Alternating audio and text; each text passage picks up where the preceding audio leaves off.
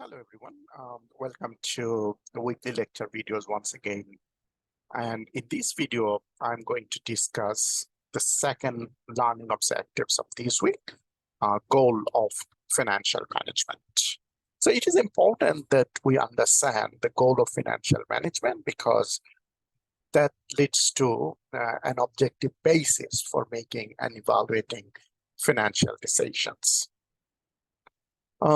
So first of all, one goal of management or one goal of corporation could be profit maximization. Profit maximization are probably the most commonly cited business goal. Okay. However, this is not very precise objective, right? Because when you say profit maximization, do you mean profit of this year? If so, then actions such as deferring maintenance, letting inventories run down, and other short-run cost-cutting measures will tend to increase profit now, but these activities are not necessarily desirable, right? Okay. The goal of maximizing profit may refer to some sort of long-run or average profits, but it is, again, unclear exactly what this means. First, do we mean something like accounting profit for the period or earning per share? As we will see, these numbers may have little to do with what is good or bad for the firm. And second, what do we mean by the long run? As a famous economist once remarked, in the long run, we are all dead. More to the point, this goal does not tell us appropriate trade-off between current and future profit. And this is the reasons the financial manager in a corporation makes decisions for the shareholders of the firm. Okay. Given this, instead of listing possible goals for the financial manager, we really need to answer a more fundamental question. From the shareholder's point of view, what is a good decision, or what is a good financial management decision? If we assume shareholders buy shares because they seek to gain financially, then the answer is obvious. Good decisions increase the value of the firm shares, and poor decisions decrease. And given these observations, it follows that the financial manager acts in the shareholders' best interest by making decisions that increase the value of the shares and so the wealth of shareholders. Okay.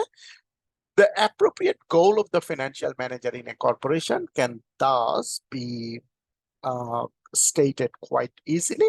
The goal of financial management is to maximize the current value of existing shares. Okay. I repeat that the goal of financial manager is to maximize the current value per share of the company's existing shares.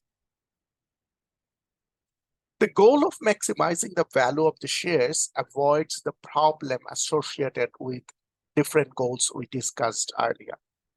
There is no ambiguity in this criteria. Okay, there is no short run versus long run issue. We explicitly mean that our goal is to maximize the current share value. Of course, maximizing share value is the same thing, maximizing the market price per share. Okay. Given our stated goal to maximize the value of the shares, an obvious question comes up. What is the appropriate goal when the firm has no shares traded? Okay. Corporations are certainly not the only type of business. Shares in many corporations rarely change hands, so it is difficult to say what the value per share at any given point in time. As long as we are dealing with for-profit businesses, only a slight modification is needed. The total value of shares in a corporation is simply equal to the value of the shareholders' equity. Therefore, a more general way to stating a corporation's goal is maximizing the market value of the existing owner's equity. Okay. With this goal in mind, it does not matter whether the business is a sole proprietorship, a partnership, or a corporation. For each of these, good financial decisions increase the market value of shareholders' equity, and poor financial decisions decrease it. Finally, our goal does not imply that the financial manager should take illegal or unethical actions in the hope of increasing the value of the equity in the firm. What we mean is that the financial manager best serves the owners of the business by identifying investment projects that add value to the firm because they are desired and valued in the free marketplace. Okay, so to summarize, the goal of a corporation should be to maximize the current value of existing shares, and a more generalized way to expressing it is to maximize the market value of existing shareholders' equity.